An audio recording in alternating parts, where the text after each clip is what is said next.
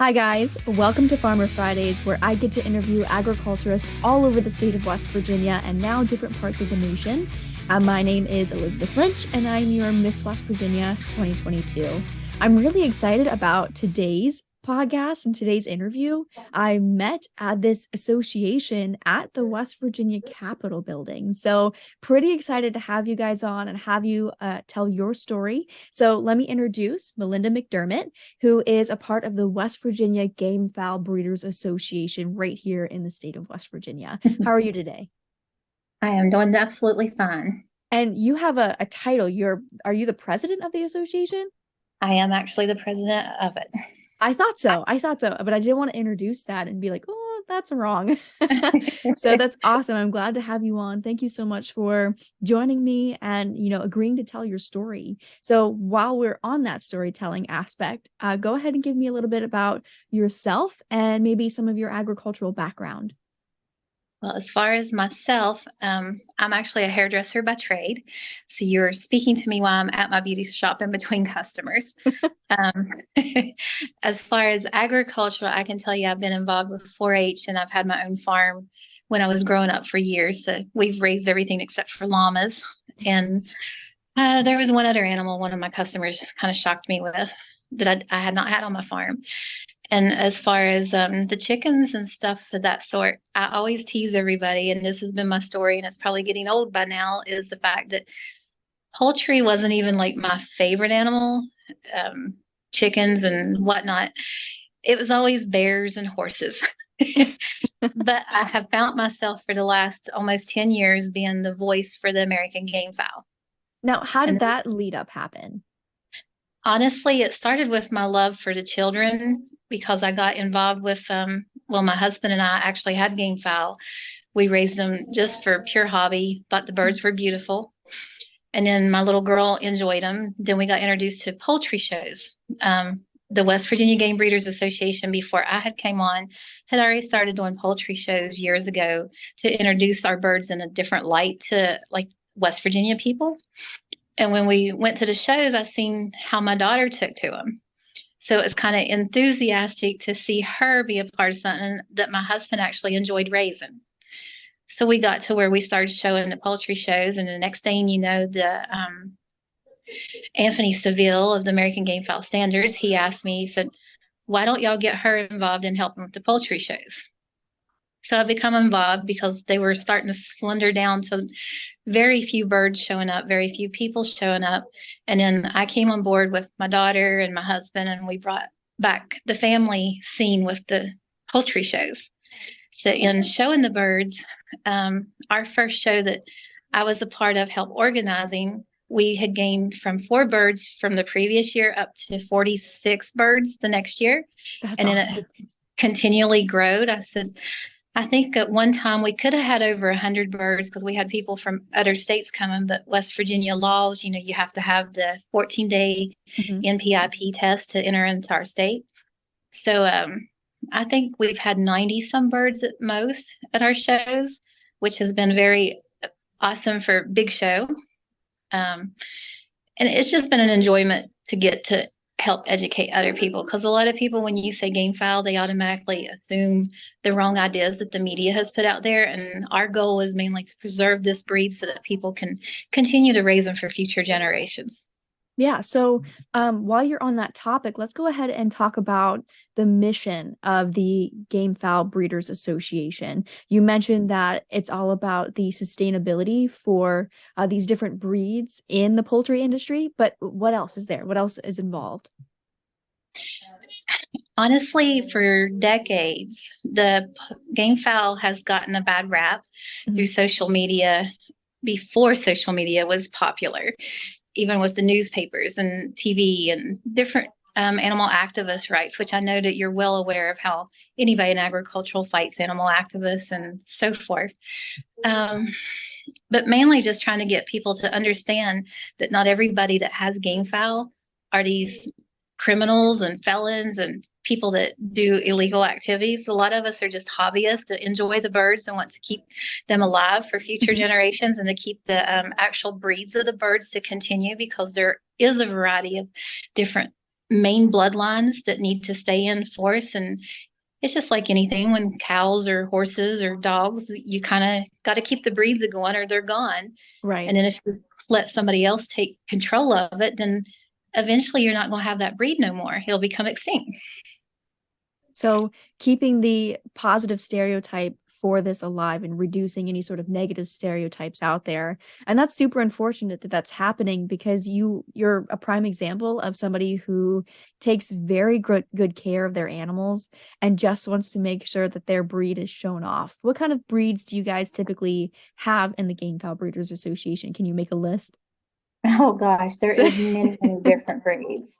But I will tell you, they're when they do poultry shows, they usually put them in the categories. I know we show a lot in the APAs. If you get to looking in an APA poultry, American Poultry Association show, there is various breeds. I mean, the book is so thick that I can't even begin to quote them all. And then when you get to the American poultry, they're considered like a jungle fowl, which was introduced into America, which has been very intriguing, because now when we do the poultry shows, we kind of put them into different categories where there's like brown light legs, brown dark legs. And basically what that is like you go into leapers, there's grays, there's Thompson whites, Kelsos, Albanese, clarets. There's so many different breeds. I would love for anybody to come and watch one of our poultry shows just so they could get an idea. It's a first come, first serve, and see it with your own eyes. Yeah, no, I completely agree. I think the best thing that anybody can do is, if they're interested in this topic, is go and experience it.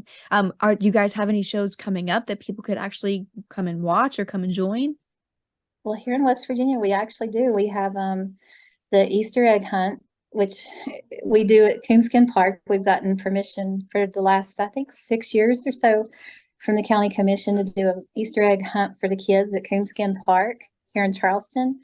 It's not like our traditional big show, but some of our families do bring some of their birds for people to see and get an idea of, and I can go in and explain to them what the birds are and how they are raised and the care that is provided for them. And usually our state agricultural veterinarian, he's on call, or she is on call. They test our birds before they're like set down on the ground.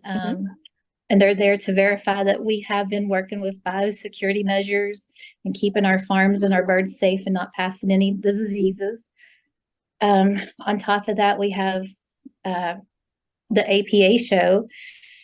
It's the night before, which is honestly, there's no APA group here in West Virginia. So we go to Marietta, Ohio.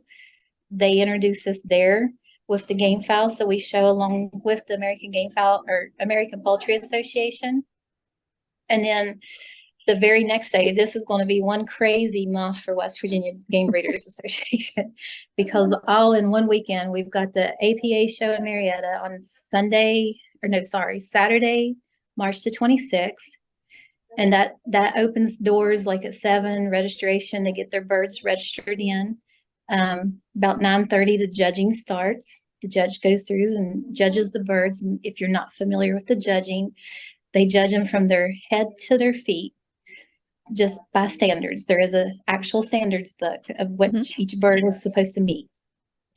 Then we go to Sunday after that, which is Sunday, March the 26th. And that's when our Easter Family Fun Day is. We invite everybody to just come out, bring a covered dish, and have a fun-filled day with the family and see some birds. Then April the 1st at Ripley Jackson Fairgrounds is our big annual show that we have every year. It's in the show arena down there, and everybody from all across the state brings different birds.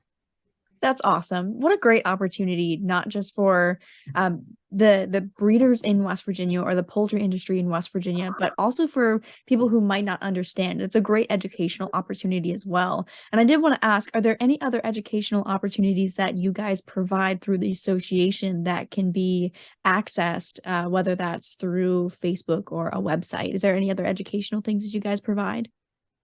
We do not have a website or anything of that sort. We do have a public Facebook page, and then we have one that is for our members, that we keep members updated on what is coming up and encouraging them to participate in. And then the public page lets the public know where we're at, what we're doing, and update you on what else coming. And in the association, you've got your members and you've got your public. So we'd like to keep everybody informed as much as possible. And as far as education, we've been invited. We do like the Mercer County Fair. Last year was a great opportunity to where the Mercer County chairman or something of the fair invited us to bring our birds and show at the Mercer County Fair. And we got to introduce our birds to several senators, and they were impressed, as well as Dale Worley was there singing and got to see our birds. So it was pretty cool. Yeah, that's a great opportunity. And in this past Christmas, we was with I think it was Logan County chapter of Children's Home Society. We took gifts and stuff with the kids, and they'd invited us to their camp, which unfortunately we will be at the Mercer County Fair the day their camp is, because they wanted us to bring the birds and shows. So we're supposed to work out something with them to be able to get the birds introduced to their kids. Wow, that's amazing. Great education there. I love that. I love any group that's willing to make that effort to work on educating consumers and the average American about what their association stands for and what they're trying to accomplish. And I've also noticed that you guys are very active in West Virginia government. Why is that? Mainly because all of the government affects all of our lives. Mm-hmm. I mean, ever since I've become president of this association, when I first become president, I had no clue how much involvement in legislation there was. To be honest, I was kind of like most average Americans who just like, oh, whatever will be, will be. And then it's like, once you get involved and you start seeing how much different laws are passed and how bills become laws and how much it affects your everyday livelihood. I just wanted to ask what legislation is out there in the state of West Virginia that will affect what you do through the association. I'm always on guard watching the personal private property rights, that anything to deal with animals, because everything, it's like anymore you have to watch what affects the livelihood and the well-being of your animals based on the opinion of others.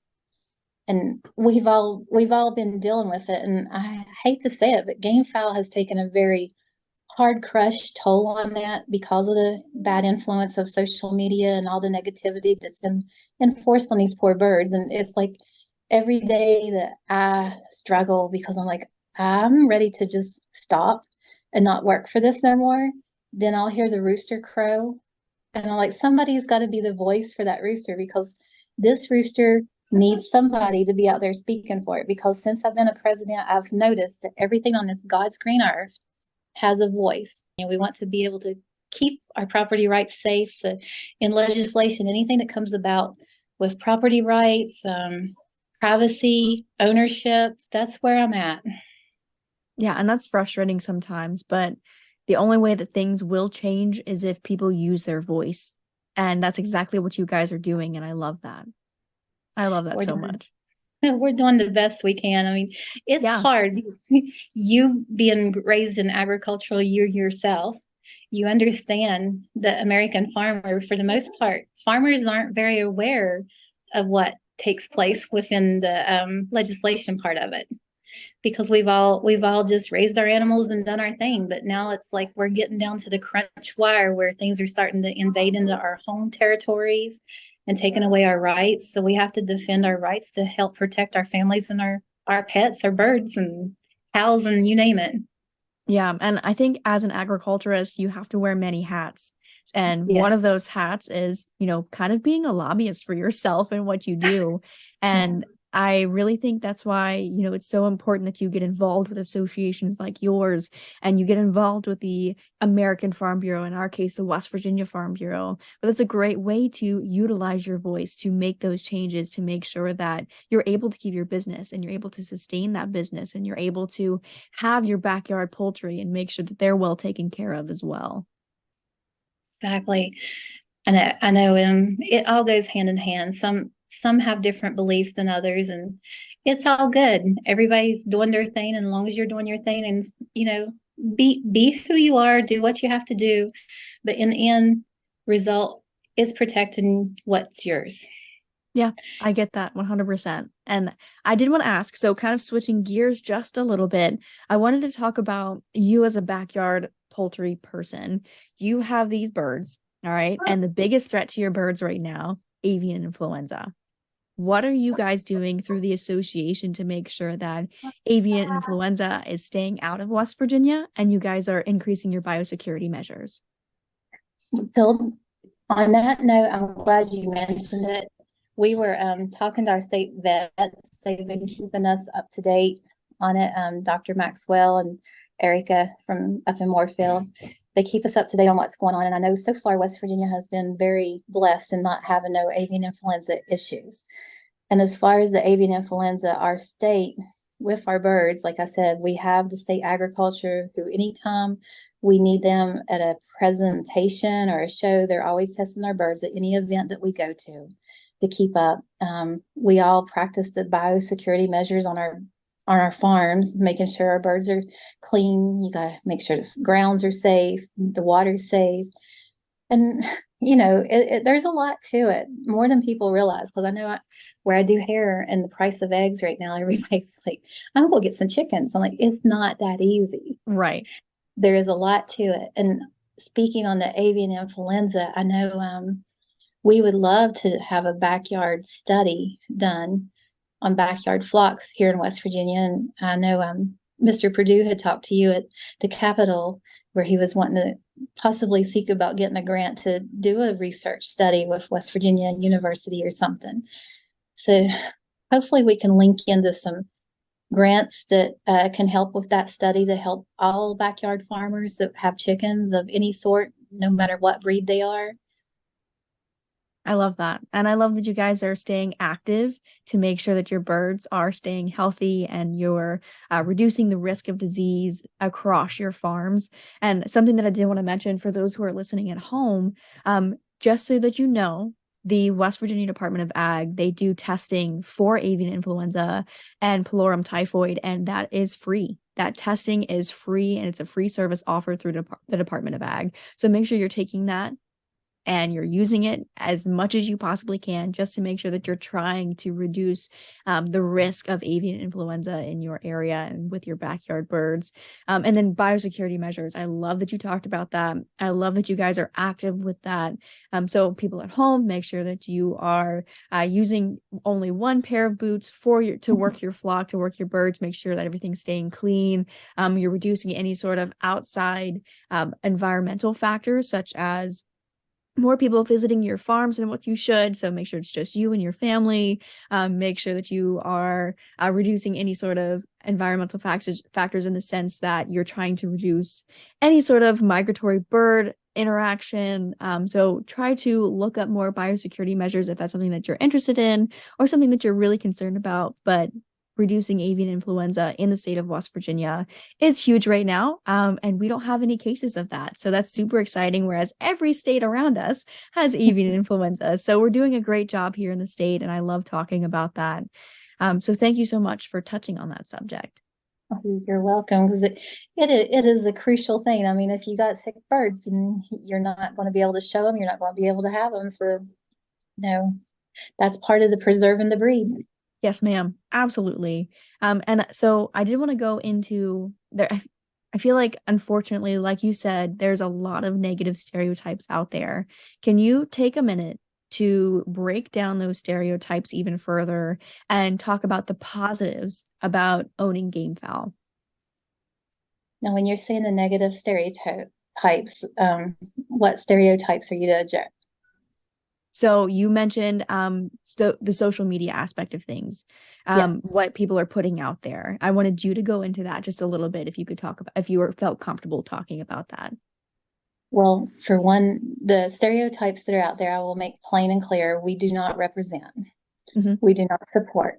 However, there are a lot of stereotypes out there that says anybody who owns game fowl, the roosters or the hens, they're mainly fighting them or they're fighting birds. There's been a lot of crazy accusations, and I can honestly say for myself and most of the people in my association, I've not seen anything of the sort in any of it. Those are the stereotypes we want to change because of the fact that every time I go to the Capitol and I'm talking to a senator or a delegate, or even like when I introduced myself to you and when we set the table up at the Capitol where we met people, it was like in general, people came to us and they was like, oh, game fowl peasants and this and that. And I was like, no, we represent the game fowl rooster and the hens. And they're sitting there going, oh, those fighting birds. No, Oh it my is in their gosh. nature. It is in their nature, given that it is in their nature, but that's in every animal on this God's green planet. And that's kind of the way these roosters are. They have a dominance about them, and they are definitely different than many other backyard flocks. And there is a lot of special care that needs to be given in them for the simple fact they can't cohabit with other roosters. And it's like, some will disagree with me on this because they're like, oh, I can take it and turn it and I can change it. You can if it's the only rooster on the yard. And even in the normal backyard flocks, you'll notice that a lot of people don't keep many roosters. They'll keep hens, but not a lot of roosters because of the dominating factor. Mm-hmm. And that's the same way with the American game fowl. Just for instance, I'll touch a little base. I had a guy in Nicholas County, who got his birds taken away from him on suspicion because their combs were trimmed. Because the American game fowl, they trim the combs because it's part of the standards that is done in the judging. They will trim the spurs so that the judges don't get hit and hurt by the spurs of the roosters. And then when you actually come to a show and follow the standards book, you'll understand a little bit more about it or how the judges do. It's just like in a dog show when they clip the Doberman's tail or so forth. I know everybody's like got their different opinions on what's what, and that's a touchy basis. But when you got the American game fowl, like I said, you trim the combs, you trim the spurs. Their health is immaculate because of the care that is given to them. When you could go to free range and normal chicken, normally you just let it run loose on the yard, which we can our hens. And our roosters we can up until I go from like babies to teenagers. That's just my philosophy. It's not everybody's. There's proper terminology to it, but I'm just Melinda, I'm me. But you got the little babies, and when you see the babies raised, the babies will automatically, in the nest that they are raised with, they'll pick one of the little ones that looks different, just like kids will bully a child, and they'll start bullying that little baby. And then as they grow into little adolescence and keep growing, they become more dominating. Then I call it getting to the dating age. They want to get with a hen. Mm-hmm. They're starting to build this dominance factor, and they're not unsure what's going on. They're searching the yard for the hens that will be attracted to them. So they want to show they're masculine, and they'll flap their wings and whatnot and attack the other roosters. So at this point, when you start hearing that rooster crow, you have to pin that rooster up so that it don't get into a fight, because that's the difference in these American game fowl. They will fight till the death of another bird. And that's part of the jungle fowl in them. That's the difference in the game fowl. And the whole stereotype is they're like the black sheep of the chicken world. They're the blackbird of the chicken world because everybody wants to condemn them. And that's like, unfortunate. It's very unfortunate. And one of the things that you guys are trying to do is make sure that the history is preserved, that breed itself is preserved, and that these animals are very well taken care of. And at the end of the day, you're keeping them safe.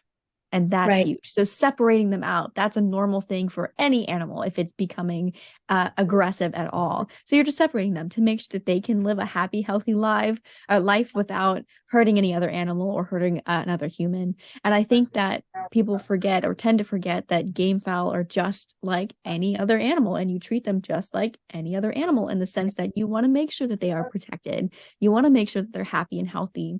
And unfortunately, there is that negative stereotype around them, but you guys are working very hard to change that.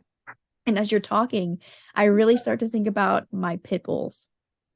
There's that unfortunate negative stereotype around them, that they're aggressive all the time, or that they have this inherent need to always fight, and that's not always the case, No. and we protect them. We protect the breed. We protect their beauty and their heart, just like you're talking about.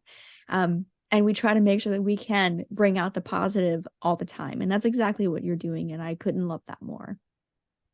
Yes, exactly. And that's another issue. We always get tagged into the comments with when it comes to animal cruelty. We always get tagged in with dog fighting and et cetera. And it's like dog fighting is totally different than any of the other aspects of the negativity surrounding the American game fowl, because dogs tend to be trained to fight, where these birds, it's in their nature. And if you have watched them raise from the little eggs all the way up to the full size cock, it's understandable. And that's a lot of what you have to introduce, even with, like you said, the pit bulls and stuff. Not every pit bull is a bad pit bull just because it's a pit bull. Speaking of dogs, I don't know if you can hear mine in the background. I just heard one bark. And that's the same way with the game fowl world. At least you guys are there to help help people work through that and figure out the positives behind all of this, and then you're there to help different poultry or people in the poultry industry work through the issues that they're facing every single day from the general public. Oh yeah, we even deal with city ordinance laws and stuff. I know South Charleston is already dealing with one because they got some people down there, and I actually went and sat in on the city council meetings with some of the people from South Charleston who just want to have 6 hens in their backyard. There's some guys that want to have some bees. They want to raise some honey. And it's unfortunate how many cities and how many counties are not equipped for just agricultural in general, not just game fowl, but in general. It's like there's so much of a bigger picture, and agricultural, like you said, has many roads to different types of jobs and works out there. I just happen to be one who represents the game fowl. Well, thank you for doing that, and thank you for what you do. We've got a little less than 2 minutes, and I wanted to see if there's anything else that you wanted to quickly add. Oh, wow. 2 minutes and add.